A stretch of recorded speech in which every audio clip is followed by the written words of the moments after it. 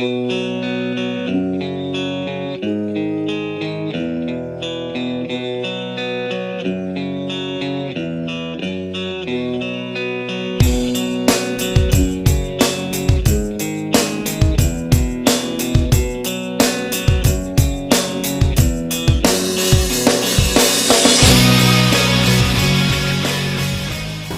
selamat siang semua saudara-saudara, selamat siang adik-adik. Selamat siang, Pak. Oke, hari ini hari peringatan Pendidikan Nasional yang ke-77. Momen kita refleksi tentang pendidikan, tentang kehidupan kita. Sepakat tidak ini? Sepakat. Oke, jadi pendidikan itu banyak orang mengatakan adalah jendela dunia. Tapi saya katakan hari ini bahwa pendidikan adalah pintu besar menuju masa depan yang lebih baik. Oke, teman-teman sekalian, hari ini ada Berta, siswi SMK San Franciscus Ruteng, ada Ardo, dan juga Jose dari SMP Negeri 2 Langkem. Mereka orang hebat. Kalau hari ini di luar, orang memperingati Hari Pendidikan dengan apel, dengan webinar, mungkin dengan diskusi-diskusi. Hari ini kami di Karimuni Ruteng sedikit bercerita tentang keadaan kami, cita-cita kami dan harapan kami terhadap pendidikan. Kami membawa tema pendidikan, sekolah, rumah bersama, ayo inklusi, kita pasti bisa. Oke, mungkin pertama saya mau bertanya kepada ketiga adik saya ini. Berta, bagaimana cerita Anda pertama kali masuk di SMA Franciscus Ruteng? Semenjak pertama saya masuk SMA Franciscus, awal-awalnya saya canggung untuk masuk ke SMA Franciscus karena saya tidak tahu bagaimana nanti keadaan sekolahnya, apakah membantu saya dalam belajar atau tidak. Tetapi karena dengan dorongan dari para suster yang ada di sini, dengan teman-teman, juga dengan para guru, makanya saya bisa masuk ke SMA Franciscus dengan model pembelajaran yang memadai sedikit. Oke, berarti di sana Anda cukup terbantu dalam hal belajar. Cukup terbantu. Dari segi fasilitas, apakah ada yang menghambat? Mungkin bisa kalau saat belajar ada kesulitan atau gimana? Kalau saat belajar memang ada hambatnya, Pak. Kira-kira bisa diceritakan apa? Karena proses pembelajaran di sekolah kan menggunakan media sosial, menggunakan HP. Kan saya kan tidak punya HP, Pak, tidak memegang HP. Makanya itu menghambat saya untuk belajar. Jadinya materi-materi yang dikirim di Google Classroom saya tidak tahu, dan saya hanya minta saja kepada teman saya untuk memberikan tugas itu sebagai catatan mereka kepada saya. Tapi teman-teman sangat serius untuk membantu. Iya, sangat serius. Berarti luar biasa. Jadi apapun tantangannya tetapi ada jalan. Iya. Oke, terima kasih Berta. Kalau Ardo di sekolah bagaimana? Waktu saya pertama kali masuk di SMP Negeri 2 Langkem ini, saya merasa canggung untuk berdekat dengan teman-teman saya. Pada waktu itu kami dibagikan kelas kami masing-masing, dan awalnya saya mendapatkan teman yang sangat dari kata lain sangat egois. Sangat egois. Dia memperlakukan Ardo bagaimana kira-kira? Karena saya tidak tahu, mungkin mereka memandang fisik saya yang saya memiliki kekurangan, makanya mereka tidak mau dekat dengan saya. Tapi saya tahu inilah cara saya untuk bergabung dengan sekolah inklusif.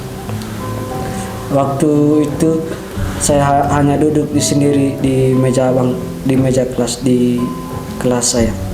Lalu ketika Anda duduk sendiri, apakah ada orang teman yang mungkin menyapa atau guru datang untuk membantu Ardo saat itu? Ada teman saya dari Kenda, dia sangat dekat dengan saya dan dia memberikan semangat kepada saya, dan mulai saat itu saya tidak takut untuk bergabung lagi. karena sudah ada temannya Ya. dari 1 menjadi 2 dan sekarang kira-kira teman banyak tidak? Ya, teman sudah banyak banyak. sekarang. Oke. Hampir satu kelas sudah sahabat. Satu kelas itu menjadi sahabat ya. Jadi sekolah itu aman tidak untuk Ardo? Ya, menurut saya sekolah di SMP Negeri 2 ini memang fasilitasnya sudah memadai. Tapi ada satu yang menurut saya belum memadai, yaitu di komputer. Oh ya, komputer ada masalah ya untuk Ardo karena tidak ada aplikasi JOS ya. Ya, aplikasi Itu dibutuhkan untuk teman-teman yang tunanetra. Oke, kalau Jose, Oke Pak, terima kasih atas waktu dan kesempatan yang diberikan kepada saya. Saya ingin menceritakan tentang kendala-kendala yang saya alami di sekolah. Yang pertama itu kendala yang saya alami di sekolah itu ada 2. Yang pertama di bidang pergaulan dan yang kedua di bidang materi. Yang pertama di bidang materi itu di bidang pembelajaran. Di bidang pembelajaran itu yang saya kendalai itu ada 1. Yang saya kendalai itu adalah di materi pembelajaran teknologi informasi dan komunikasi. Karena TIK ya sekarang. Ya, Pak. TIK. karena di pembelajaran komputer itu yang seperti yang teman saya katakan Ricardo Spaur itu, kita tunanetra itu ada alat khusus yang membantu kita di bidang komputer, yang yaitu JOS, aplikasi JOS. Oke, selain aplikasi JOS yang menjadi tantangan, juga Berta tadi mengatakan bahwa tidak mempunyai sarana seperti HP Android untuk belajar. Kira-kira apakah ada hal lain yang membuat teman-teman di sekolah merasa, aduh malas ke sekolah, capek ke sekolah? Ada tidak? Ada Pak. Dan juga guru TIK itu tidak memberi saya buku Pak, modul pembelajaran. Ah, bahaya. Bahaya. Teman-teman guru, jangan setengah hati menjadi guru karena anak didik kita sudah membuka hatinya sepenuh. Selamat Hari Pendidikan untuk teman-teman guru. Oke, teman-teman, Ya Pak. Anda punya, mohon maaf ya, Ya. punya keterbatasan untuk menjangkau penglihatan dengan batasan tertentu. Kalau di sekolah, kira-kira kursi duduk kalian bagaimana modelnya? Pak. Kalau saya Pak duduknya di bagian depan, di depan papan sekali, supaya saya bisa melihat apa yang ditulis di papan, dipaparkan di papan oleh guru. Makanya saya duduk di depan. Duduk di depan. Jaraknya berapa, Berta? Nggak tahu lagi jaraknya itu. Ya, sekitar 1-2 meter ya. Itu. Dengan jarak itu, apakah Berta sudah bisa melihat dengan jelas huruf di papan atau masih kabur sedikit? Itu tergantung huruf dari gurunya. Pak. Tergantung huruf dari gurunya. Kalau Makanya saya harapannya bahwa guru harus huruf baik ya. Atau ketika dia tulis di papan harus Iya. disertai dengan berbicara atau Iya. menjelaskan apa yang dituliskan sehingga mudah untuk itu. Iya. Apa Berta pakai huruf braille ketika ujian atau tidak? Tidak. Tidak. Oke, puji Tuhan. Berarti Berta tidak terlalu mengalami hambatan yang begitu besar ya, karena masih bisa sedikit. Kecuali kalau saat ujian, Pak. Kalau Itu. satu ujian masih pakai braille. Bukan, kalau kan gurunya memprint soalnya dengan yang huruf yang kecil, Huruf kecil. Oh, makanya saya lambat untuk mengerjakan soal nanti. mengerjakan soal. Ya, kalau Ardo gimana? Ada hambatan selain TIK tadi ya, Ardo? Kira-kira gimana? Ya, hambatan saya. Pak, saya memang duduk di paling depan ujung di kelas dan tergantung gurunya. Kalau gurunya ada guru yang baik yang mempersilahkan saya untuk duduk bersama guru di depan meja. Oh, duduk dekat dengan guru ya? Ya. Oke, itu berarti guru itu sudah tahu betul ya? Ya. Oh, kalau dengan Ardo harus duduk dengan semeja dengan dia sehingga mudah untuk melihat tulisan. Ada juga kalau guru, kalau kita awalnya kasih tahu tapi setelah kita kasih tahu nanti kalau mereka ada les lagi, mereka tidak ingat lagi kalau begini ada anak berkebutuhan khusus di kelas. Dan saya tadi berbeda hal dengan kakak Berta ini, dia masih bisa melihat di papan, dan saya sama sekali tidak bisa lihat di papan kecuali di buku yang dekat. Berarti jangkauan pendengarannya Ardo hanya sekitar 30-40 cm ya, baru bisa jelas sekali oh ini A, B, C. Oke. Harapannya bahwa teman-teman guru di SMP Negeri 2 Langkerembong bisa setiap hari ingat oh ada Ardo di sini, ada Jose dan juga teman-teman yang lain. Bagaimana Jose? Apakah ada hal yang menjadi hambatan juga di dalam pembelajaran? Ya Pak, saya juga hambatan saya di dalam pembelajaran itu di bidang membaca Pak, membaca huruf-huruf biasa Pak.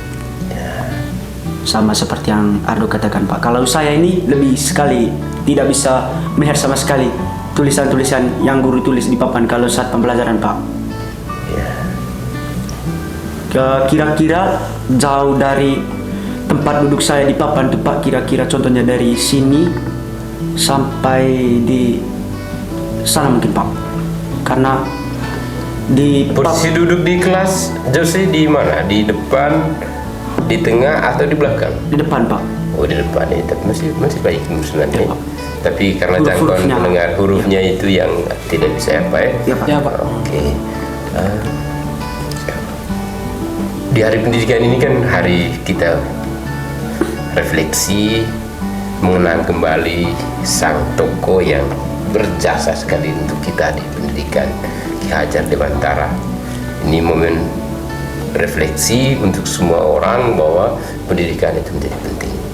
Sengaja saya di awal diskusi kita, ngobrol kita tentang hambatan, karena adik bertiga mewakili seluruh teman-teman yang mengalami hambatan penglihatan, pasti juga mengalami masalah yang berbeda, yang sama, dan semua guru masih belum tahu tentang apa yang dialami oleh teman-teman.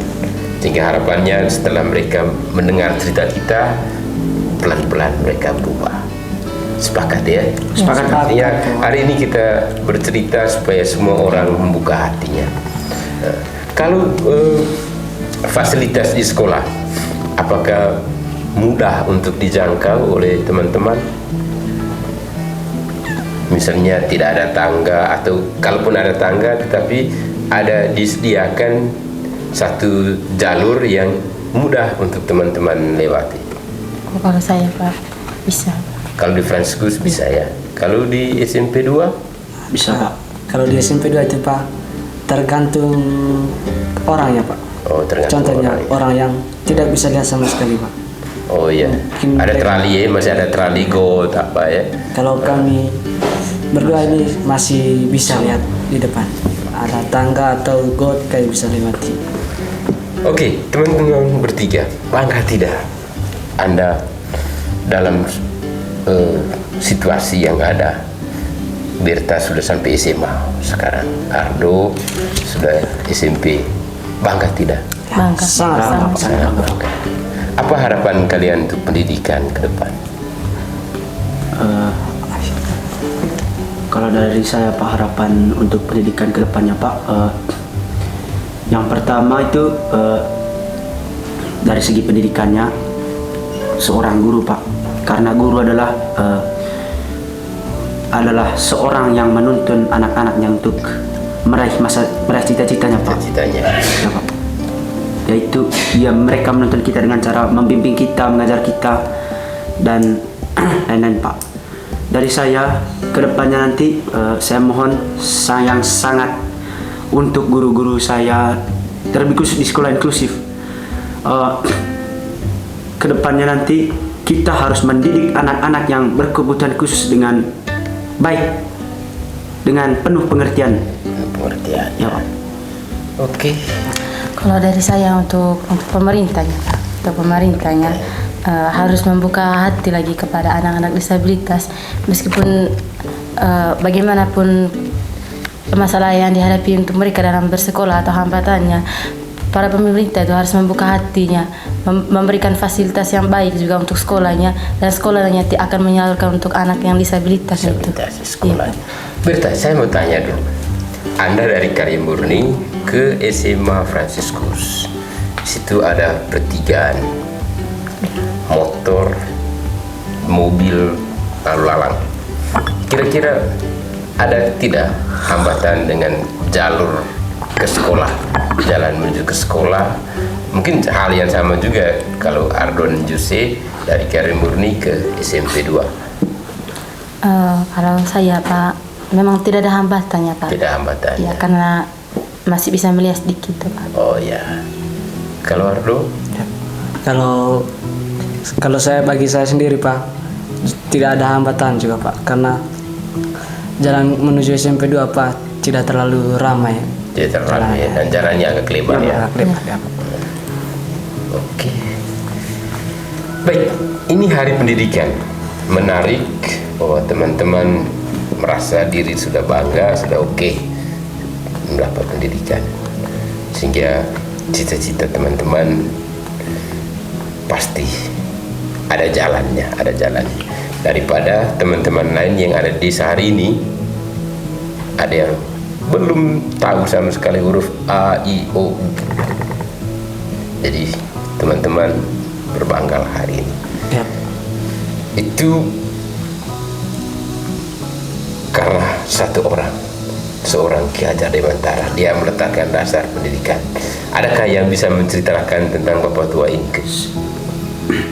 Jose bisa cerita? Bisa Pak.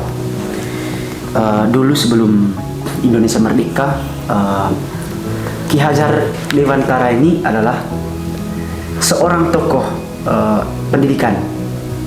Dia dulu anak seorang bangsawan di Keraton Jogja. Dia meraih cita-citanya. Dia dulu sekolah di Belanda. Sekolah di Belanda. Ya Pak. Di Belanda itu Ki Hajar Dewantara ini mengalami berbagai hal, seperti orang Belanda mengolok Ki Hajar Dewantara berkulit hitam karena dulu itu ada sistem ELS, sekolah yang karena dulu itu ada sekolah yang membeda, yang sifatnya tidak saling menghormati. Dan karena sekolah-sekolah dulu itu ada yang sistem begini, ada sekolah yang orang yang berkulit putih, Ya. anak bangsawan. Yang bersekolah dulu hanya yang orang yang berkulit putih. Itu saja yang bersekolah dulu, yang bisa bersekolah. Itu saja yang pengalaman yang saya berikan kepada saudara. Oke, kalau dari Ardo yang Ardo kagumi atau tahu tentang Ki Hajar Dewantara, Yang saya tahu tentang Ki Hajar Dewantara Pak, memang dia dulu sekolah di Belanda dan ia membentuk tulisan yang sangat bermakna, dan mereka ya, dulu tulisan seperti dijuluki apa itu? Ingarso Sulodo, Ingmadia Mangkarsa, Tuturi Handayani. Mereka dulu ada 3 tokoh yang dijuluki sebagai 3 serangkai.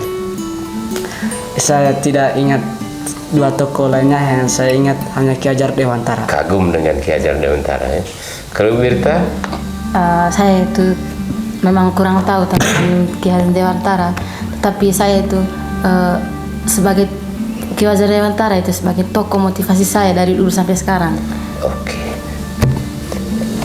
Tokoh motivasi karena merasa bahwa pendidikan itu menjadi salah satu hal yang penting untuk kehidupan. Iya. Oke. Kalau begitu, Jose, ketika Anda tamat dari SMP 2 nanti, cita-citanya mau SMA di mana?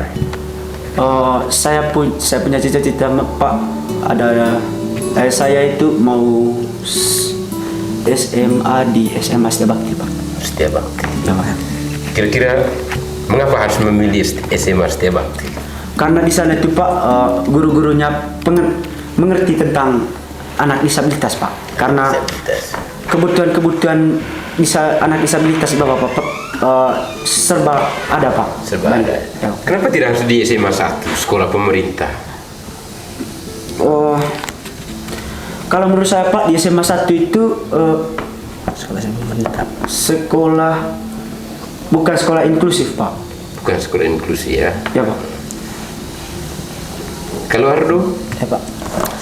Kalau cita-cita saya kalau tamat dari SMP Negeri 2 Langkerembong, saya melanjutkan pendidikan saya di SMK Setia Bakti Ruteng.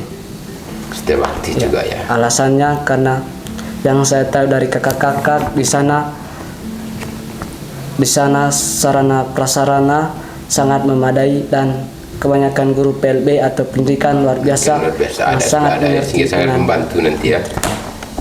Ya. Apakah Anda tidak mau gini minta misalnya kepada Gubernur NTT supaya di SMA 1 ada guru PLB-nya, di SMA 2 juga ada, sehingga dari SMP pilih SMA negeri juga bisa. Ada harapan tidak untuk itu? Dari saya dulu Pak, sebenarnya itu di SMA 1 memang diterima anak disabilitas, tetapi untuk yang tunanetranya ini yang hanya bisa melihat saja, hanya bisa melihat jauh. Kalau yang kalau yang total tidak bisa itu Tidak di bisa. SMA 1 karena kurang memadai fasilitasnya. Fasilitasnya belum memadai Iya. ya. Lalu harapannya bahwa nanti sekolah-sekolah pemerintah bisa menjadi contoh, berarti menjadi contoh supaya fasilitasnya kurang negara ini banyak, kan negara banyak, masa sekolah pemerintah dikalahkan oleh sekolah swasta. Iya. Nah, itu kan hal yang tidak diinginkan sebenarnya, tidak dicita-citakan oleh seluruh rakyat NTT. Oke, ketika tamat SMA, Berta mau jadi apa? Kalau dipikir-pikir Pak, saya juga belum tahu mau jadi apa nanti. Tergantung dari para asistennya nanti mau melanjutkan saya kuliah atau tidak. Ya. Minimal kan Berta punya cita-cita, misalnya mau jadi guru, mau jadi Cita-citanya apa? memang mau jadi guru Pak. Mau jadi guru. Iya. Ketika suster mengutus Anda untuk menjadi guru, kira-kira guru apa? Kalau untuk contohnya nanti kalau suster mengutus saya di sekolah umum, saya itu karena sesuai dengan jurusan yang saya ambil sekarang ini, saya lebih sukanya ke ekonomi. Ekonomi. Iya. Di ekonomi ini apa yang menarik Berta? Ini kan jenjang pendidikan Berta, jangan terlalu itu. Yang menariknya di ekonomi ini, yang seperti yang saya pelajari selama ini, itu bagaimana itu cara mengolah uang di dalam sebuah apa itu perusahaan itu Pak. Terus belajar tentang akuntansi itu. Ya. Itu yang saya. Selain di perusahaan juga untuk diri sendiri itu, Iya, iya. supaya tahu kalau 1000 itu nilainya bagaimana. Iya. Oke. Kalau Ardo mau jadi apa sebenarnya? kalau cita-citanya mau jadi seorang pemimpin. Oi, seorang pemimpin. Ardo mau menggantikan kepala desa Ling hari ini ya? Ya mau Pak Desa kita lihat saja situasi ke depan. Situasinya. Atau menjadi Bupati Manggarai? Bisa juga. Bisa. Ya. Dan kesukaan saya itu di bidang informatika. Oh, suka informatika. Kenapa harus di Karena saya informatika? suka itu di marketing public relation dan Oh, iya. saya suka sangat berkolaborasi dengan dunia maya. Oh, suka dengan dunia maya. Berkolaborasi. Tapi hati-hati jangan sampai menciptakan hoax di mana-mana. Ya Pak. Jadi ingat, jadi pendidikan salah satu tujuannya itu adalah untuk menciptakan kader bangsa yang berkarakter dan berbudi pekerti. Sehingga ketika ada anak sekolah yang menciptakan hoax, itu berarti dia salah belajar. Ya Pak. Salah belajar. Sehingga harapannya bahwa generasi berikutnya bukan generasi yang mencintai hoax. Sepakat ya? Sepakat Pak. Oke. Jose, mau jadi polisi, tentara, atau menjadi tukang pukul? Kalau saya Pak, kira-kira nanti kalau orang tua saya mampu nanti Pak, kalau saya itu mau jadi dosen sebenarnya. Mau jadi dosen ya? Ya Pak. Oke. Jadi dosen yang luar biasa atau dosen yang biasa-biasa? Saya Loris. Dosen yang Biasa. luar biasa Pak. Luar biasa. Luar biasa. Oke, mantap. saya tadi belum menanyakan kalian ini dari mana, Ya Pak. karena orang di luar ini butuh memahami kira-kira sahabat bertiga ini asalnya dari mana ya. Oh, ya Pak. Mulai dari siapa? Biasanya ladies first ya. Oke, Berta. Jadi saya ini berasal dari Anam, letaknya di kalau nama kampungnya, nama umumnya Anam, nama bagian dalamnya itu Koter. Koter ya? Iya. Dari Koter Anam ya. Iya, Koter Koter Anam. Anam. Desa Bulan ya. Iya, Desa Bulan. Kecamatan Ruteng. Ya. Kalau Ardo, Ya, saya berasal dari Desa Ling dan nama kampung saya Vesa dan letaknya itu di Satarmise bagian utara. oh ya, orang Satarnis Utara. Orang Satarnis. Satu kampung dan Bupati Manggarai. Belum, bukan. Bupati Manggarai masih jauh di itu. Oh, itu tapi satu kecamatan. Ya, satu kecamatan. Satu kecamatan. Kalau Jose, Kalau saya itu Pak dari Rego, kecamatan dari Mbuer, kecamatan Masang Pacar Pak. oh, Oke, baik pemirsa, mungkin dari cerita teman-teman ini kita mau mengatakan bahwa pendidikan itu untuk semua. Pendidikan itu untuk semua tanpa diskriminasi, tanpa membedakan. Harapannya bahwa pemerintah baik di tingkat daerah, tingkat provinsi juga di refleksi Hari Pendidikan Nasional yang ke-77 hari ini bisa memikirkan secara serius bahwa sekolah adalah rumah bersama.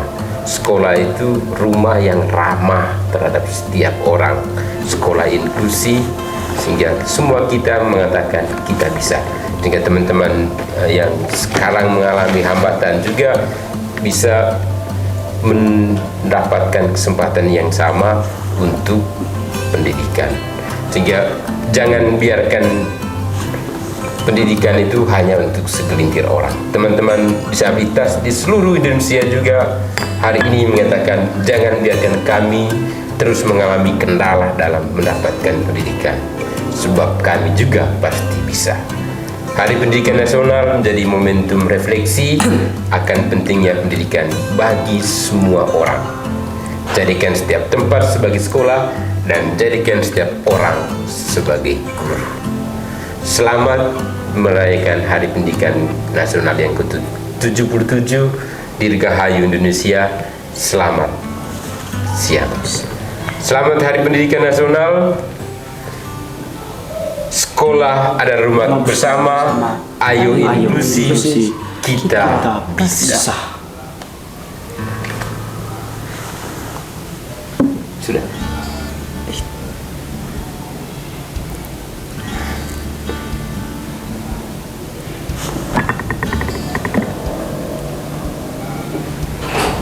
Oke, mungkin mau menyapa orang di luar, silakan bebas ekspresi untuk menyatakan apa harapan di Hari Pendidikan Nasional. Ya, saya Pak, yang harapan saya di peringati Hari Pendidikan Nasional ini, semoga pemerintah jangan memandang orang yang berkekurangan, karena kita semua adalah sama. Dan saya mohon kepada pemerintah maupun tingkat kabupaten, provinsi untuk mengangkat derajat orang disabilitas. Terima kasih. Kalau dari Jose, bagaimana? Kalau saya Pak, untuk sekolah negeri Pak, sekolah yang terlebih khusus untuk sekolah inklusif Pak. Marilah kita bersatu hati untuk tidak memandang perbedaan atau kekurangan orang lain. Marilah kita saling mengerti satu sama lain. Terlebih khusus untuk guru-guru atau para guru di sekolah inklusif. Marilah kita bersatu hati dalam hal mendidik anak disabilitas. Sekian dan terima kasih. Berta, bagaimana? Dari saya untuk para guru juga pemerintah dengan orang tua juga. Mari kita membuka hati untuk anak-anak disabilitas karena anak-anak juga itu butuh pendidikan yang yang mutu supaya bisa meraih apa yang mereka impikan di suatu hari nanti, karena mereka juga membutuhkan pendidikan yang memadai dari pemerintah, guru, juga para orang tua. Sehingga genaplah apa yang dikatakan bahwa pendidikan adalah salah satu fondasi utama menuju hidup yang lebih baik. Sehingga semua orang bisa. Ayo inklusi, kita bisa.